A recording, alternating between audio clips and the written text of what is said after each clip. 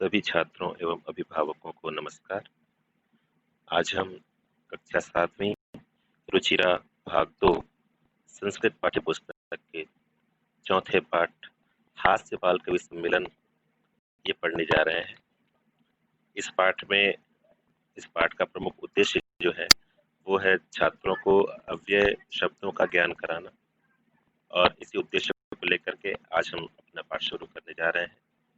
तो लीजिए आज का पाठ शुरू करते हैं। चतुर्थः पाठः हास्य बाल कवि सम्मेलनम्। विविध वेशभूषाधारिणः चत्वारः बालकवयः मंचस्य उपरि उपविष्टाः सन्ति। अधः श्रोतारः हास्यकविताश्रवणाय उत्सुकाः सन्ति, कोलाहलं च कुर्वन्ति। विविध वेशभूषाधारिणः, विविध यानी कि अनेक प्रकार के वेशभूषा धारण किए हुए चार बाल कवयः, चार बाल कवि जो हैं वो मंच के ऊपर में बैठे हुए हैं। मंचस्य ऊपरी उपविष्टाः सन्ति, मंच के ऊपर बैठे हुए हैं। यहाँ आप ध्यान देंगे जिन शब्दों के नीचे मैंने ये रेखांकन किया हुआ है, जिन्हें अंडरलाइन किया हुआ है, यही शब्द हमारे अव्यय शब्द हैं। इन्हीं को हमको समझना है। ऊपरी, ऊपरी का अर्थ होता है ऊपर। उसके बाद हम देखते हैं आगे है अधः। अधः मतलब नीचे। मंच के ऊपर बाल कवि है और मंच के नीचे श्रोतारः हास्य कविता श्रवणाय, जो सुनने वाले हैं वो हास्य कविता सुनने के लिए उत्सुक है। कोलाहलम च कुर्वन्ति, और साथ में शोर भी मचा रहे हैं, कोलाहल भी कर रहे हैं। ठीक है, तो यहाँ पर आप देखेंगे ऊपरी, अधः और च, ये हमको तीन अव्यय शब्द हमको मिल गए। आगे बढ़ते हैं। संचालकः अलम कोलाहलेन अद्य परम हर्षस्य अवसरः यत् अस्मिन् कवि सम्मेलने काव्यहन्तारः कालयापकाश्च भारतस्य हास्य कवि धुरन्धराः समागताः सन्ति। एहि करतलध्वनिना वयम् एतेषां स्वागतं कुर्मः। यहाँ पर मंच संचालक सभी को शांत कराते हुए कह रहा है अलम कोलाहलेन। अलम का अर्थ होता है जहाँ पर हम किसी बात से मना करते हैं, मना करने के अर्थ में। अलम कोलाहलेन, इसका अर्थ होगा कि शोर मत कीजिए, हल्ला मत कीजिए। अद्य परम हर्षस्य अवसर, आज बहुत ही हर्ष का अवसर है, हर्ष का मौका है, बहुत ही खुशी का मौका है। यत् अस्मिन् कवि सम्मेलने, की अस्मिन् कवि सम्मेलने, इस कवि सम्मेलन में काव्यहन्तारः, काव्य को बर्बाद करने वाले, काव्य को नष्ट करने वाले, यानी कि कविताओं को नष्ट करने वाले, और कालयापकाश, और समय को बर्बाद करने वाले यानी कि टाइम पास करने वाले, भारतस्य हास्य कवि धुरंधराः, भारत के हास्य कवि माने जाने वाले धुरंधर समागताः सन्ति, यहाँ पर उपस्थित है। समागताः यानी कि आए हुए हैं। अद्य मतलब आज, यत् मतलब की, और यहाँ पर च मतलब है और। ठीक है, तो ये कह रहा है कि यहाँ पर आप सब शांत हो जाइए। यहाँ पर पूरे भारत भर से घूम घूम करके कविता पाठ करने वाले हास्य कवि जो है, जो काव्य की हत्या करते हैं या काव्य को बर्बाद करते हैं और समय को बर्बाद करते हैं, ऐसे कवि यहाँ पर पधारे हुए हैं। यही आइए करतल ध्वनि ना वयम एतेषां स्वागतं कुर्मः, हम तालियों के ध्वनि के साथ इन सबका स्वागत करते हैं। अब उसके बाद मंच पर उपस्थित होते हैं गजाधर, एक कवि का नाम है, उनमें से एक कवि है गजाधर। ये आते हैं मंच पर और कहना शुरू करते हैं सर्वेभ्यो रसिकेभ्यो नमो नमः। प्रथमं तावत् अहम आधुनिकं वैद्यम उद्दिश्य स्वकीयं काव्यं श्रावयामि। ये कह रहे हैं कि नमो नमः सर्वेभ्यो अरसिकेभ्यो, सभी अरसिकों को मेरा नमस्कार है। नमस्कार है मतलब सबको नमस्कार कर रहे हैं, विश करते हैं जैसे मंच पर आने के बाद, ये भी विश कर रहे हैं। सभी अरसिकों को यहाँ पर नमस्कार है, सभी को अरसिकों ऐसा कहा गया उसके द्वारा।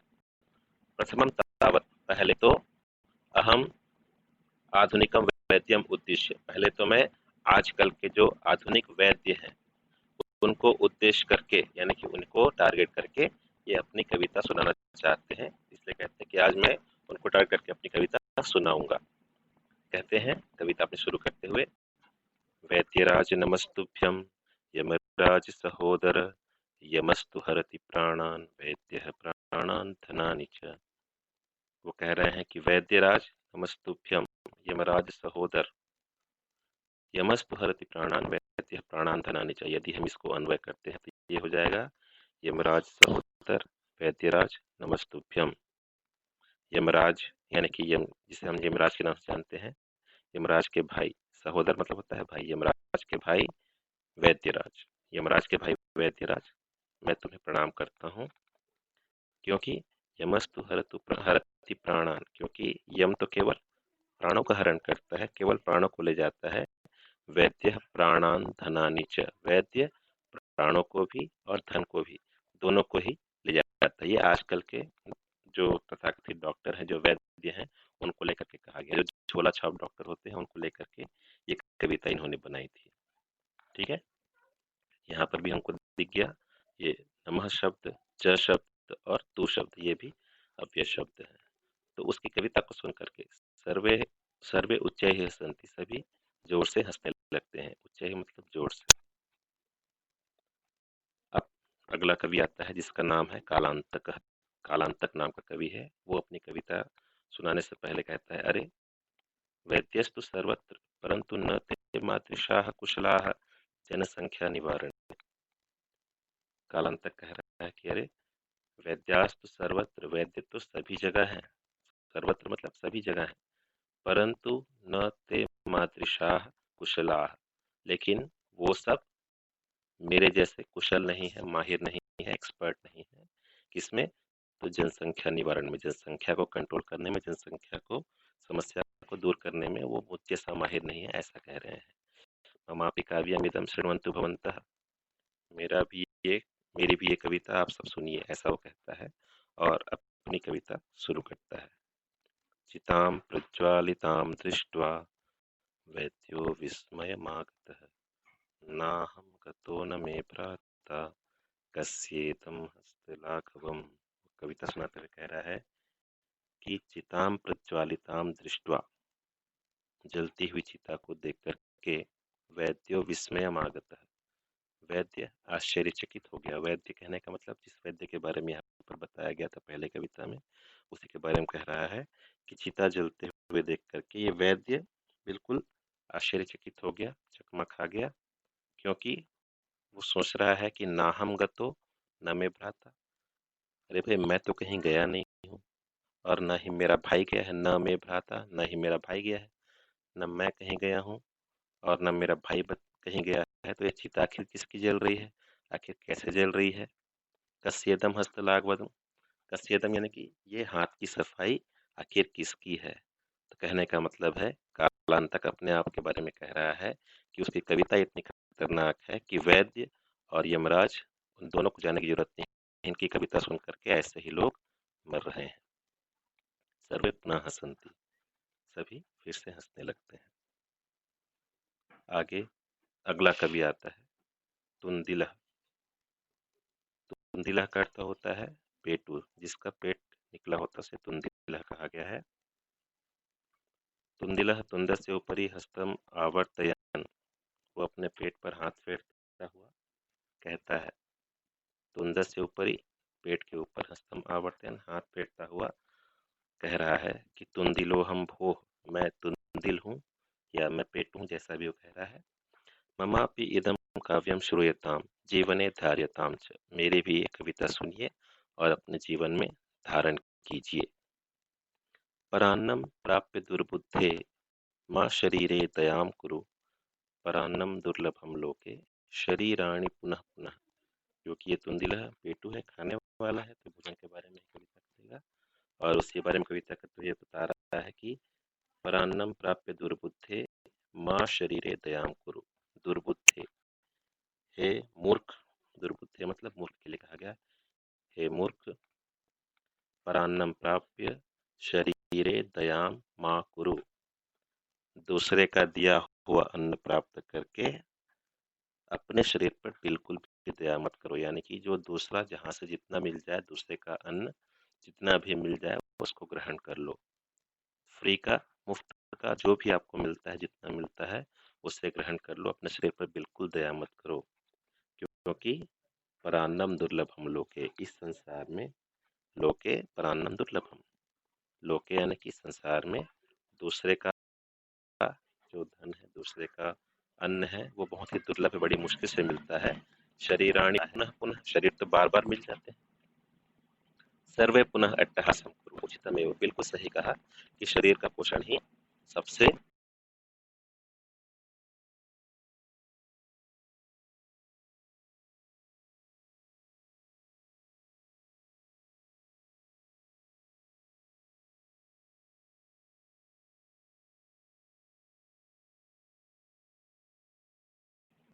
जरूरी है, सर्वथा उचित भी है। यदि धनम नास्ति तदा ऋणम कृत्वापि पौष्टिकः पदार्थः एव भोक्तव्यः। यदि खाने के लिए धन नहीं है तो ऋणम कृत्वापि यानी कि उधार लेकर के भी पौष्टिकः पदार्थः एव भोक्तव्यः, जो हमारे शरीर को फायदा पहुंचाए ऐसा भोजन करना चाहिए, ये कह रहे हैं। तथा कथयति चार्वाक कवि, अपनी कविता शुरू करते हैं। यावत् जीवेत सुखम जीवेत ऋणम कृत्वा घृतम पीबेत। यावत् जीवेत, जब तक जियो, सुखम जीवेत, सुख से जियो, ऋणम कृत्वा घृतम पीबेत, ऋण करके यानी कि उधार लेकर के घी पियो। घी पियो कहने का अर्थ है जो भी आपको शरीर को फायदा पहुंचाए ऐसी चीजों को आप ग्रहण कीजिए। अब श्रोतार जो सुनने वाले हैं वो कह रहे हैं उसकी कविता को सुन करके कि तरही ऋण से प्रत्यर्पणम कथम, अरे ठीक है भाई, उधार तो ले लेंगे लेकिन उस ऋण को चुकाएंगे कैसे? ऋण से प्रत्यर्पणम कथम, ऋण का चुकान कैसा होगा? तो चार्वाक कवि कहता है, श्रूयताम मम अवशिष्टम काव्यम, मेरी आगे की कविता तो सुनिए, ये तो केवल अधूरी कविता उसने पढ़ी थी। आगे की कविता में कहते हैं, कृतम पीत्वा श्रमम कृत्वा ऋणम प्रत्यर्पयेत् जनः, घी पी पी करके और श्रम करके के ऋणम प्रत्यर्पयेत् जनः, ऋण को चुकाया जा सकता है।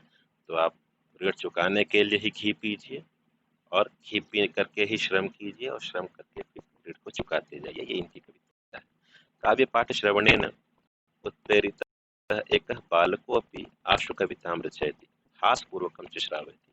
अब ये जो तीन चार कवि आपने सुने, गजाधर है और चार्वाक है, उससे पहले तुंदिलः, ये सब की कविताओं को सुन करके, इनके काव्य पाठ को सुन करके, काव्य पाठ श्रवणे नहीं, इनकी कविता पाठ को सुन करके उत्प्रेरित, उत्प्रेरित कहने का मतलब जो प्रेरित हो गया हो, यानी कि इंस्पायर होकर के, इनकी कविता से इंस्पायर करके, एक बालको अपि, एक बालक भी आशु कवितां रचयति, वो एक तात्कालिक कविता, आशु कविता मतलब तात्कालिक कविता वो रचना कर लेता है, तुरंत उसकी कविता को सुन करके तात्कालिक कविता बना लेता है। और हास्य पूर्वकम च श्रावयति, और मजाक ही मजाक में या खुशी खुशी वो उस कविता को सुनाना चाहता है, सुनाता है। बालक कहता है, श्रूयताम, श्रूयताम को सुनो सुनो महोदय, सुनो, ममापि काव्यम, मेरा भी ये काव्य सुनो, मेरा भी ये कविता सुनो। गजाधरम कविं चैव तुंदिलम वोचिलोलुपम कालांतकम तथा वैद्यम चार्वाकम च नमाम्यहम।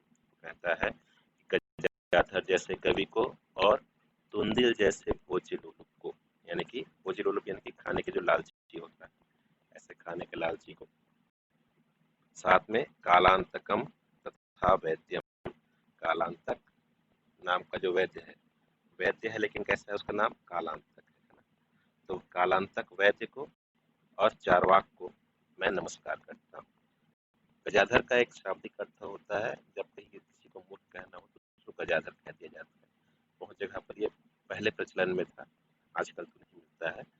तो गजाधर जैसा कवि यानी कि मूर्ख कवि, तुंदिलम भोजलोलुपम, पेट निकला है फिर भी वो खाने के लिए पीछे भाग रहा है। उसके बाद वैद्य नाम है, पहले को वैद्य है लेकिन कालांतक उसका नाम है, कालांतक कहा जाता है यम को, यानी कि घातक जो मार सकता है।